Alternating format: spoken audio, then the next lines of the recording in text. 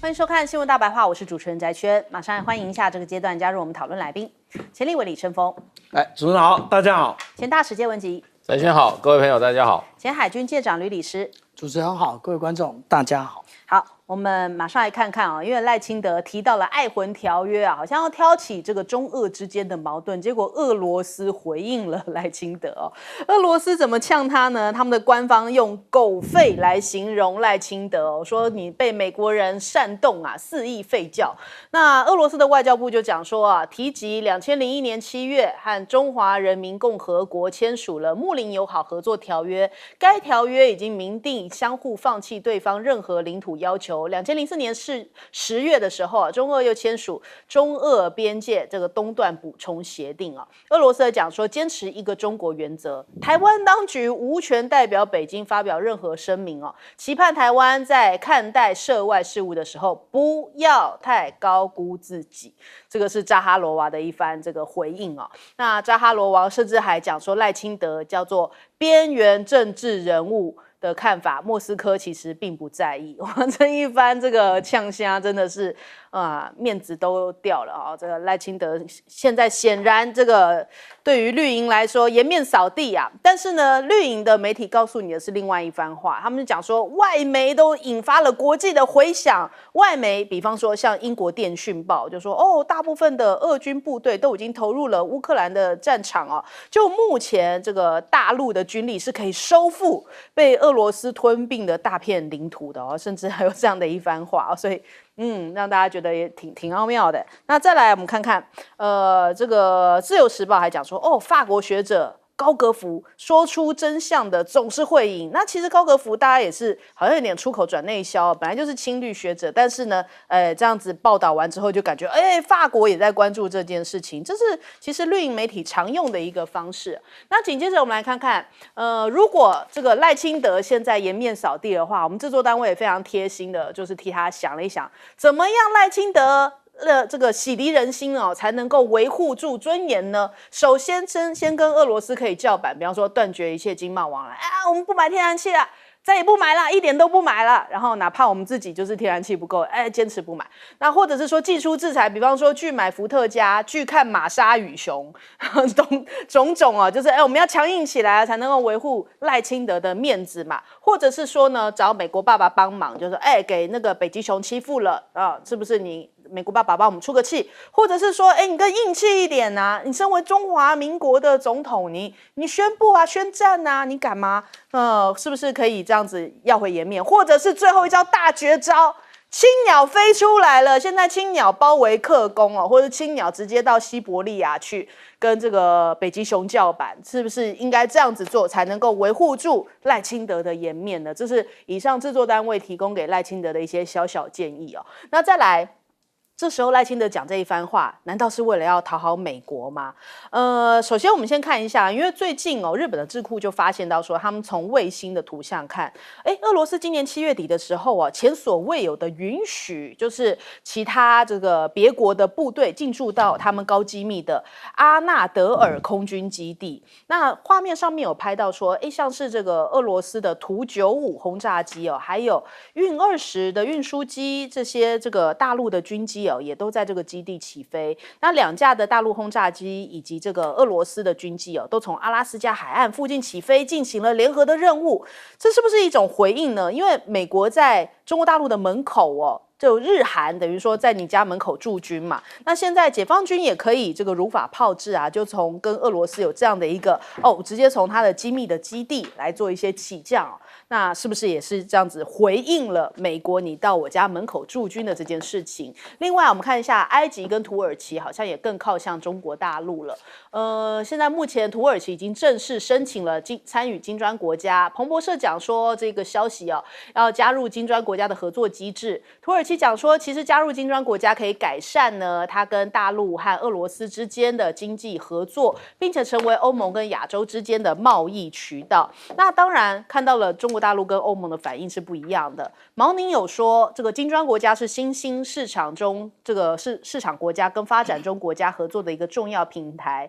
中方愿意跟其他金砖国家一起秉持这个开放包容，合作共赢这样的一个金砖精神，所以是欢迎这个土耳其的加入。但是欧盟呢，他们是讲说，就算你去加入金砖，你仍然是我们的欧盟候选国，好像态度上面又不太一致了。那目前我们看起来，除了土耳其之外，埃及同样也是在这样的一个等于说非洲，然后中亚、东欧之间的一个交汇点嘛。那土耳其这边跟这个中国大陆也有更接近的一个等于说算是合作。运20跑到了埃及的航展飞行我们来看看相关的画面，一边来跟大家说明就歼10也来了，运20也来，在9月3号的时候，埃及的航展这是第一届他们在埃及的滨海城市阿拉曼开幕，那包含了这个运20还有81飞行表演队都应邀参与了这一次的航展然后并且在这个航展当中展开了这个精彩的飞行演出。那埃及的总理就提到了，现在这埃中建交以来双方关系不断的发展，现在政治经济这些领域的合作都成果非常的丰硕，也期待跟中方实施更多的合作项目。也就是说呢，其实你说埃及或者是说土耳其这两国的战略位置相对重要，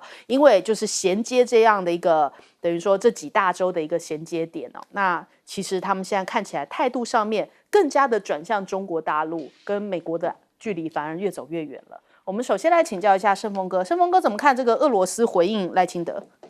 我想就是自透其面了，自己以为讲了一段很了不起的话，事实上是真的是自己归兵转导灰那为什么我这样来讲？他根本就是一个脑筋不清楚的人。既然你要搞台独，那台湾跟中国大陆是没有关系。那因此从爱芬条约的角度来看，要叫中国大陆去收复那个失土。那我怎么样？从马关条约的角度来看，那中国大陆来收回台湾，那不是刚刚好吗？不，假如他那个逻辑是对的话，根本就是没有经过深思熟虑、胡说八道一阵而已嘛。然后他以为在国际政治还可以像我们在1450可以鬼扯淡，不，你想嘛，那个逻辑各位这样想的。假如今天中国大陆依据爱芬条约等可以向俄罗斯要求领土，不听的话，我就派兵去把你拿回来，这个逻辑是正确的话，那我请问，依照马关条约也罢，或者依照这一个开罗宣言也罢，那今天中国大陆把兵派来台湾，收复台湾，那不是刚刚好而已吗？那脑筋在想什么真的难怪会被俄罗斯这个讲得很难听的话，这边缘人的意见我靠！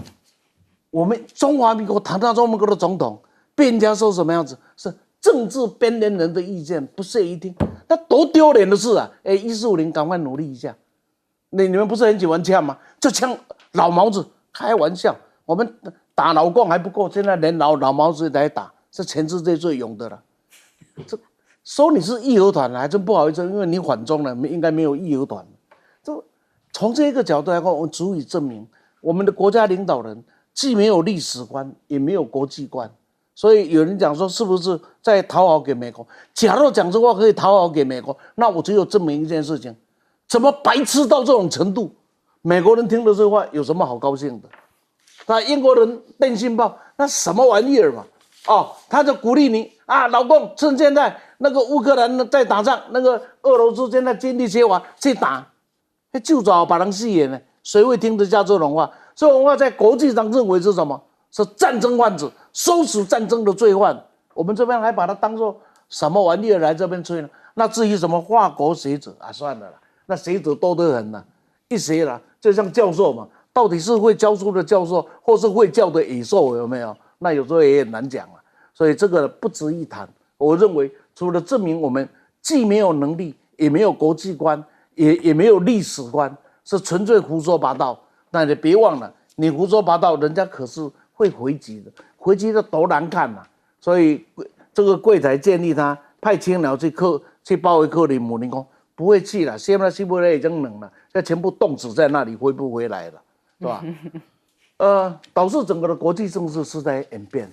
这个演变是看得出来，就美国面对的经济所造成的国力的匮乏，已经到了很多，它已经很难以再进步了，很难以再往前推了。所以在这样的一个情境下，不管是埃及也罢，不管是以这个哪里这个土耳其也罢，不管是南方国家也罢，他们现在在发现这个世界除了华盛顿为中心之外啊，而且还要看那个华盛顿的那个嘴脸之外，现在发现还有一个可以跟他相处的北京，因为华盛顿是杀鸡取卵，北京啊是养鸡啊生卵，这是不一样的。好，来请教介老师。这个就是说，以现在赖清德这个身份哈，他被一个世界大国的外交部发言人说他形容他是在狗吠，就是骂他是狗。这个事情我不晓得我们现在外交部还能够坐得住吗？那这是严重的侮辱啊！对，而且是你赖清德的身份来讲的话，这是对我们也是极重严重的侮辱啊！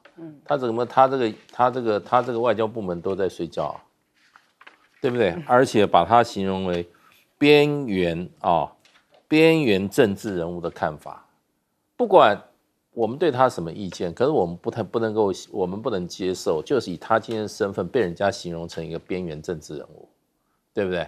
所以呢，他要有反应啊。这个你不反应，你就是承认。国际上就变成你不反应，你就是承认。所以你是承认你是狗吗？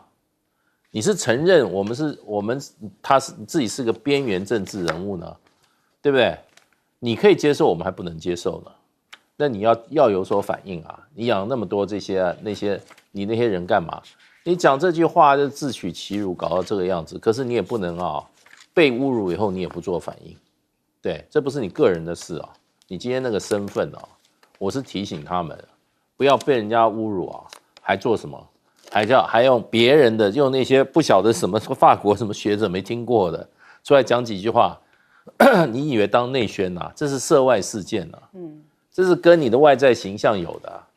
然后呢，人家将来这个扎哈罗娃说，我说他是狗叫，他也没有否认啊，他就接受了，他承认他自己就是那个啊。所以我觉得这个有一些这些我们实在看不太下去啊。这个你知道，以他的身份，蔡英文的身份，失言是很严重的事啊。一言以上邦一言足以上邦，他到现在还没有这个自觉。讲出这句话显示他的无知以外，可是你要知道这个后果是很严重的，对，我认为是非常严重的。俄罗斯警告他，警告台湾，你都无动于衷啊，对，怎么会突然搞成这样？你那随便乱讲话，搞到人家那个外交部发言人这样子讲你，对，我们对你没有什么感觉啦，我们是对你代表那个位置，我们觉得不应该让这种事情发生。而且你就坐那边怎么讲，唾面自干啊？你现在身份不能让你唾面自干，你有代表性，对，要赶快叫你的这个负责的官员出来要反应不要坐那边被骂了就屁都不敢吭，这个真的是我觉得这个太令人意外，也太令人怎么讲呢？就是说讲出这种话令人意外，然后呢？居然用这种无反应方式就这样就没事啊？这种事情真的，我觉得，真的有点，真的是怎么讲呢？真的蛮堕落的，听了简直快评不下去了。真的很堕落，我觉得这个太堕落了，丢了我们大家的脸了。好，那青鸟能够飞过去吗？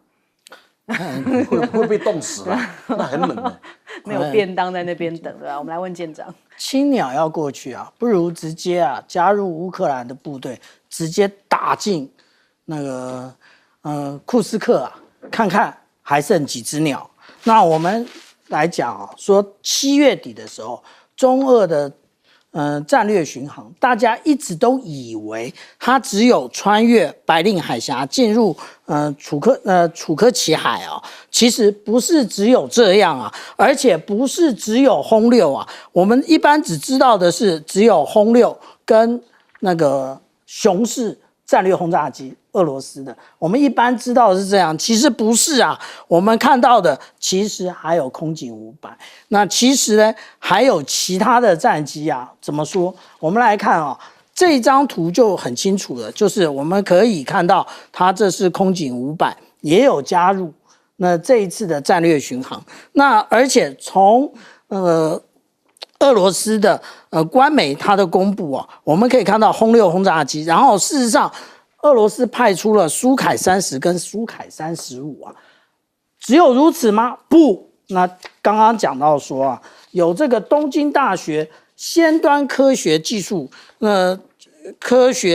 术研究中心，它的卫星拍到什么？它的卫星就拍到了运20。直接在这个楚克奇自治区的阿纳德尔机场，这个就是这个机场，而且不止一架。我们如果看这边，这里有一架，这里有一架，这一架是放大的照片，可见得啊，我们对于这个中俄之间的有关于上不封顶的这个战略合作啊，我们其实啊，没有想象到已经变成这样。而且不只有这样而已，也就是在7月的时候，这个焦作舰跟鸿鹄舰，它其实原来是第46批的亚丁湾护航，然后它经过了红海，它经过红海有没有被这个胡塞组织攻击？并没有，这就是真正的大国，真正在世界上面可以平衡的大国，也就是中国大陆才有这个待遇。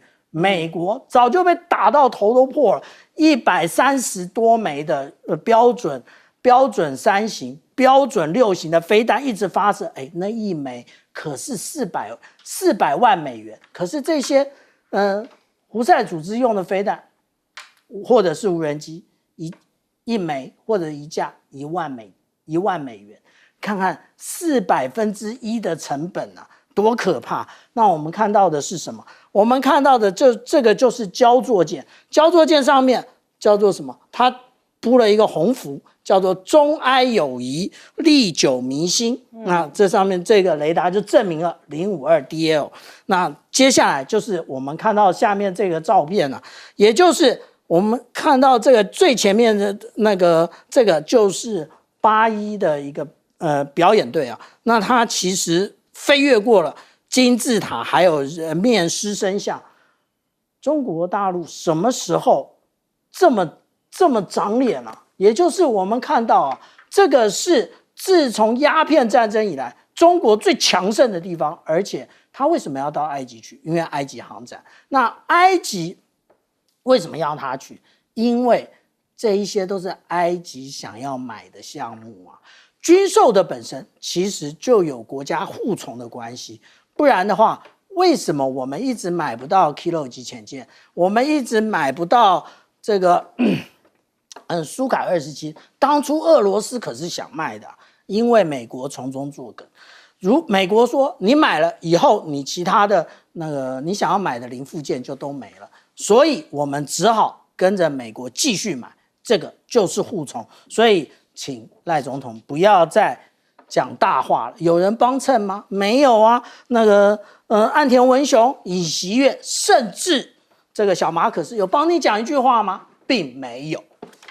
好，我们先休息一下，广告之后马上回来。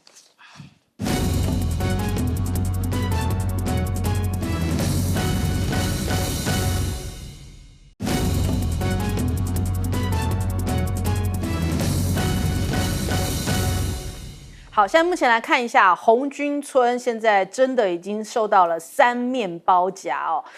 现在目前的这个战术上面，我们来为大家解析一下哦。这个乌克兰他们的军校遭到俄罗斯的飞弹空袭哦，是在这个波塔瓦这个地方。波塔瓦，我们先把它圈起来。那目前已知已经造成了51死271伤哦。那泽伦斯基又说，这是俄罗斯败类，要为这次的攻击负起责任啊。那当然是他这个乌克兰非常的愤怒哦。可是这个俄罗斯的战略是如何呢？我们来看看这个红军村的位置。现在这边是顿内茨克嘛，红军村在这样子的位置，然后波塔瓦等于是在它的这个西边，然后哈尔科夫呢，这里也有一些这个雷霆袭击哦，所以这边是来自于北边的攻击、西边的攻击以及乌东的攻击。乌东的攻击，现在目前俄罗斯续攻乌东啊，来占领领土。那他们讲说，在顿巴斯地区的攻势哦，现在大概是推进200或是300米哦。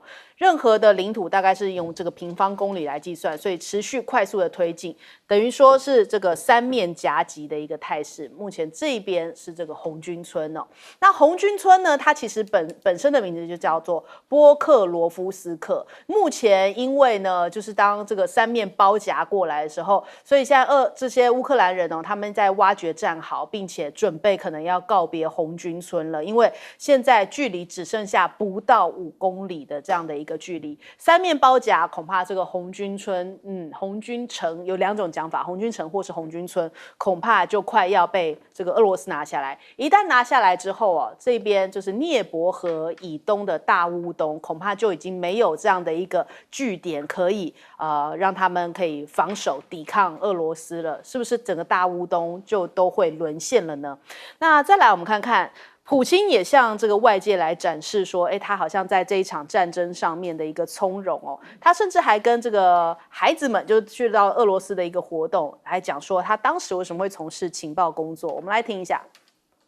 Отец у меня воевал во время Великой Отечественной войны. Мама была с ребенком в блокадном Ленинграде. Все родственники так или иначе были причастны к событиям Великой Отечественной войны. И я в конечном итоге тоже загорелся этим, хотел быть военным человеком.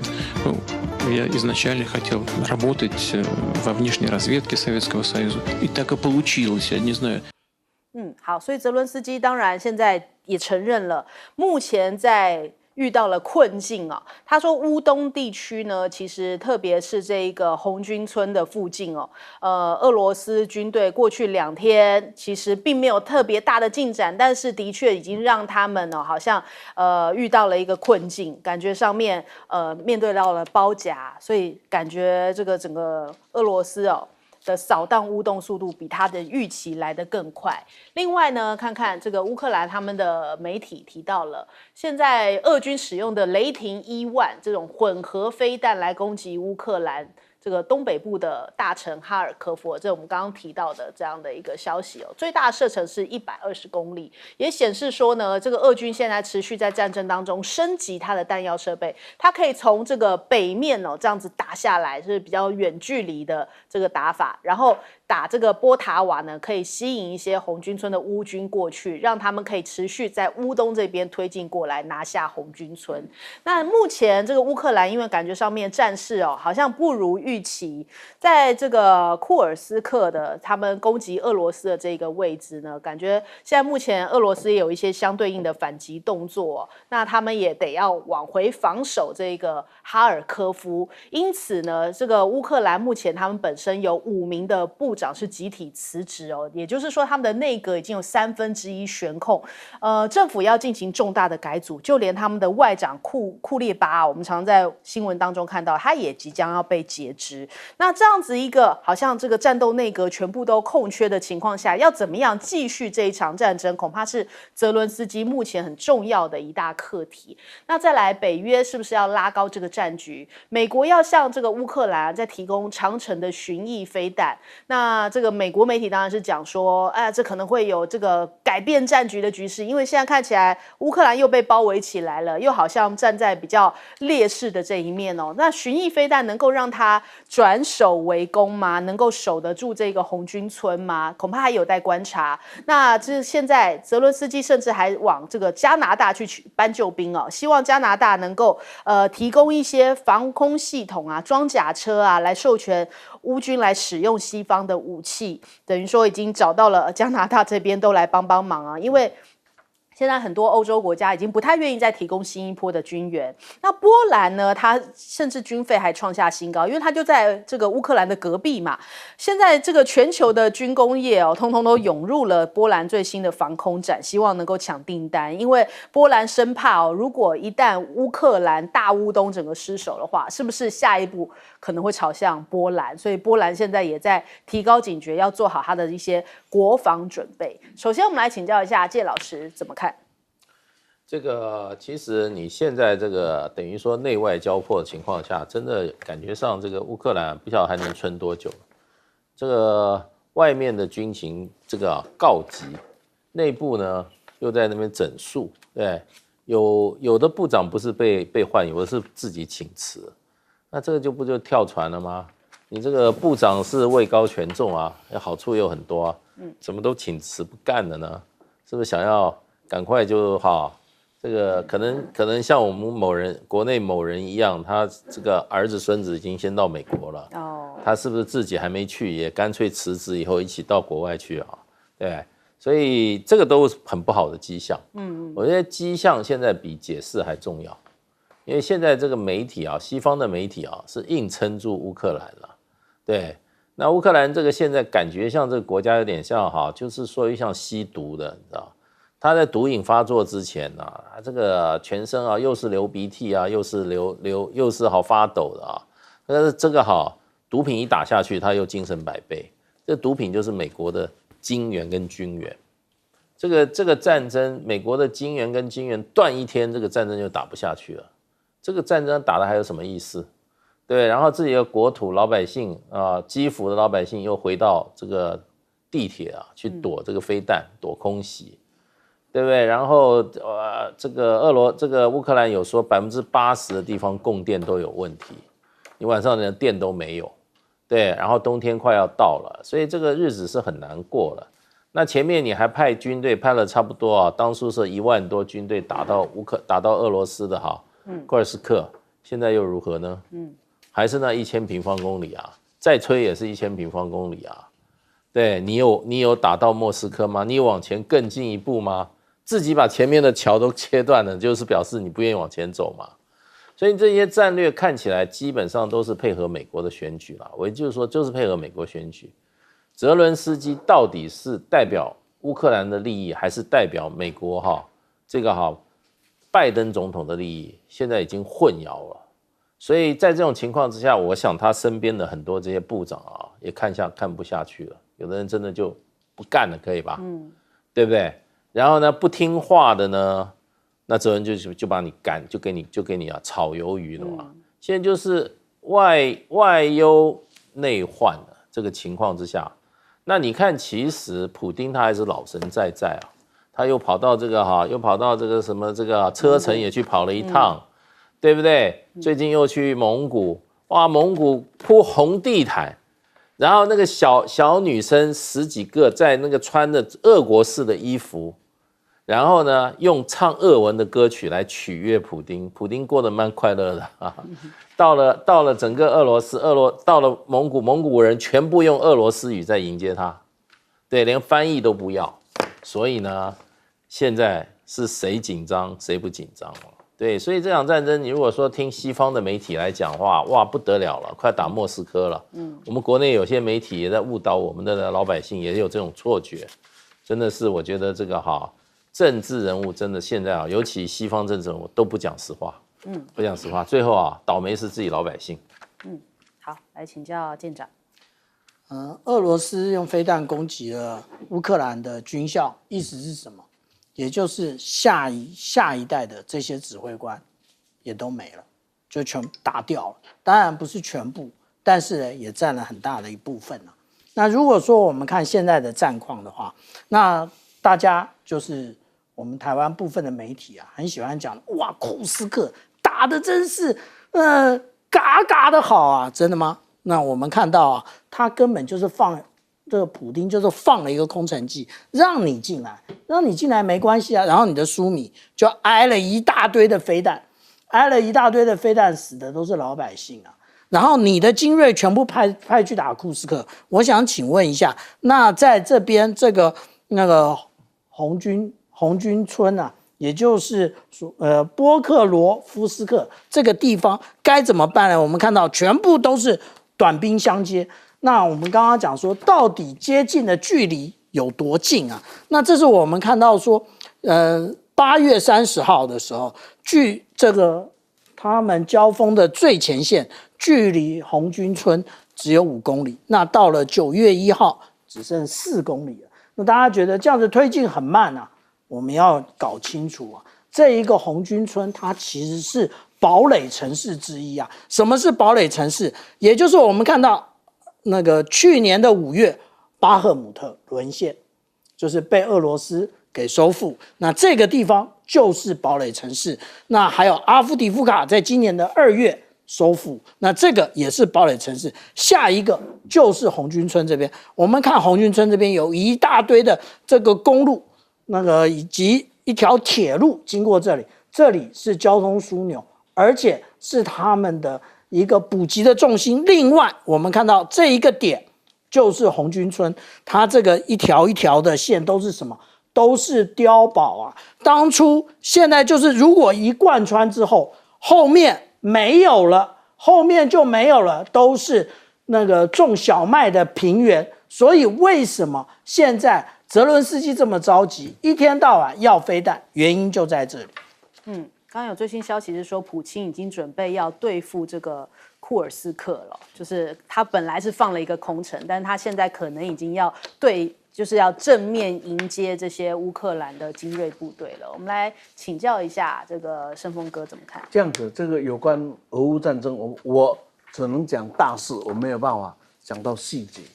那这个大事是什么？那我们来看看所有历史上失败之前呢的这一些都会做什么事。第一个，当时国民政府在中国大陆一路败战的时候，我们天天报纸看到什么？是叫转战，明白吗？就是说他明明是被共军打败了，但是报纸不能说我败了，我说我要我转战。什么叫转战？说我只是现在不在这里打，我再转到另一个地方去打，结果转就转到台湾来了。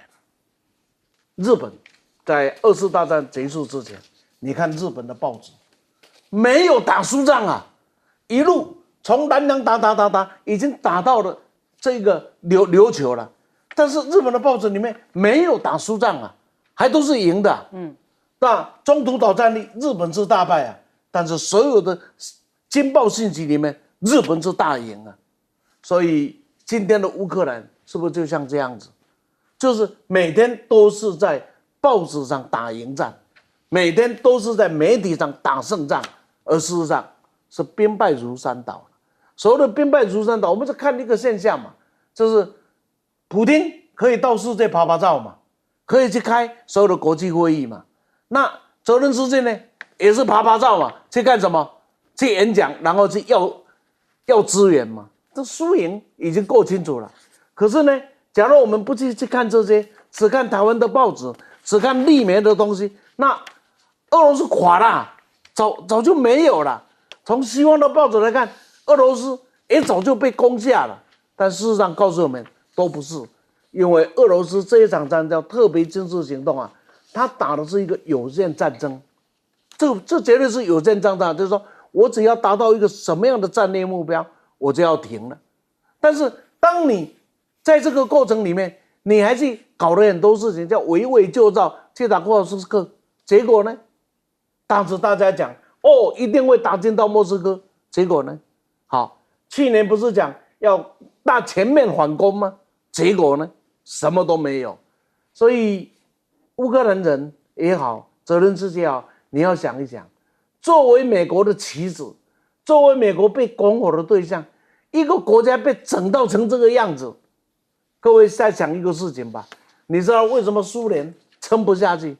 苏联这么很多原因，其中有一个原因就是2次大战的时候，大量的年轻人战死在了沙场，尤其优秀的政治工作人员当了政委，在军队的时候，因为作为红军的政委，他必须带钱往前冲，这一些政治干部在战场上，年轻的干部牺牲掉了，牺牲掉的结果，这个苏联怎么办？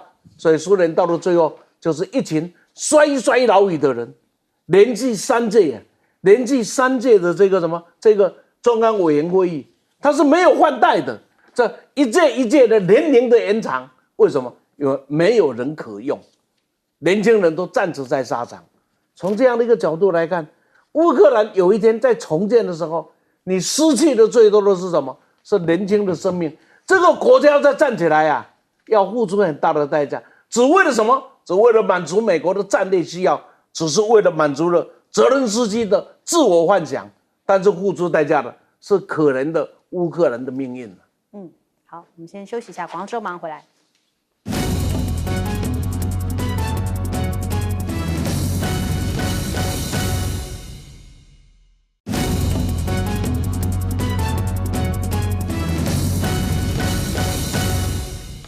好，欢迎回来，新闻大白话。我们马上来关注一下昨天美股出现了大跌的情况，难道这是一个美国经济要崩盘的讯号吗？这个美国经济我们可以从一些指数来看，比方说这个昨天辉达就狂泻了9.53%，那主要就是因为美国的司法部有一个传票，就是反垄断的调查的消息一出来让这个辉达直接应声崩盘，市值蒸发了这个等于说2790亿美元，就是相当于台币8.9兆，非常严重，这创下美国公司有史以来最严重的单日市值的跌幅。那受到美股拖累，当然日股也是重摔了1200点。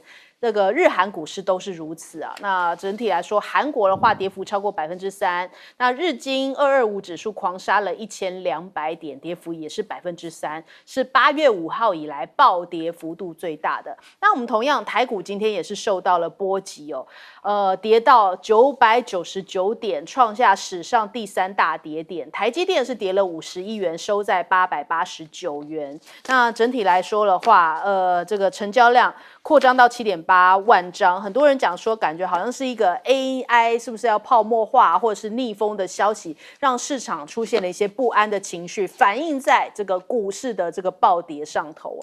那我们看这个刘德英其实也有提到，他说真的不要被亲中或是亲美给框住他出席了这个经发会的顾问会议，他说其实呢，这个不要被框在这个亲中或亲美，才是让台湾强大的一个方法。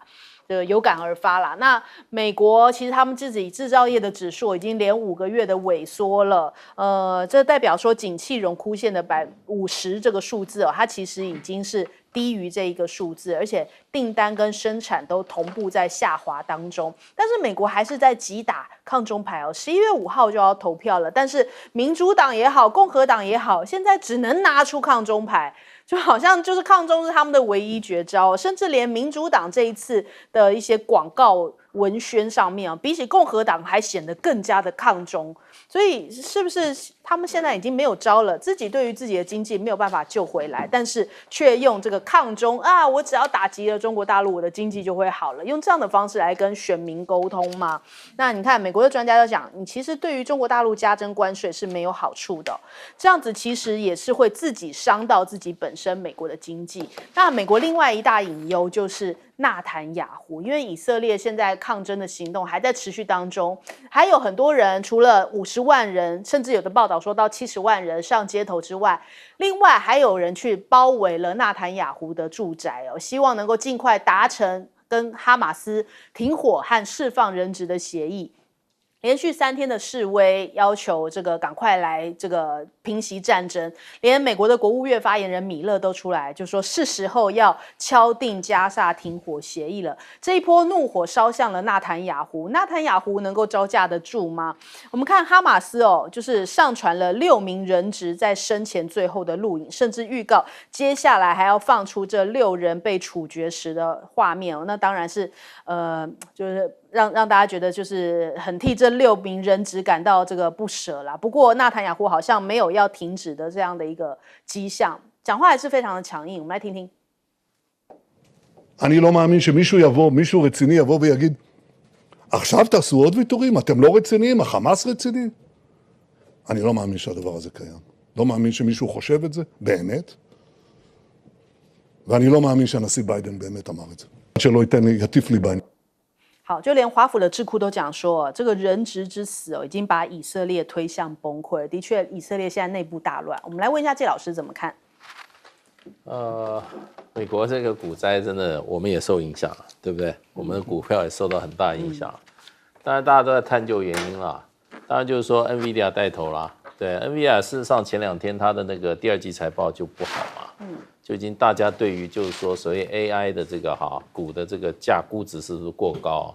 就已经信心就已经有一点点不满了。对。另外美国的所有的这个就刚刚讲的，就是说美国的这个制造业景气的指数连续五个月，通通是低于50，而且不是55，不是49、48，都是46、47哦。所以这个其实就已经接近到45的这个所谓的这个就是所谓不景气的不景气的那个标准了，所以就接近不景气了所以你连续5个月，那没有起色，然后呢，在这个低档徘徊，事实上是很严重的。那再加上美国这个初次失业指数人数那这个月又有点上涨。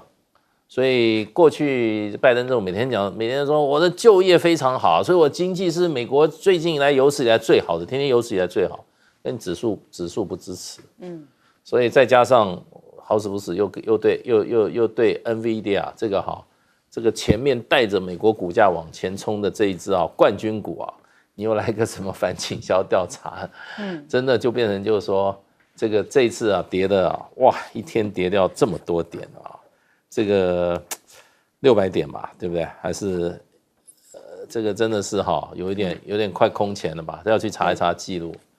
那不过整体来讲，就是说华尔街这些人，大概他们会觉得，就是说现在美国的股价事实上都高估了，所以呢，事实上有一点调节了。不过我跟你讲啦，怎么跌怎么涨这些总是有人赚的，最后都在收割这些小股民的。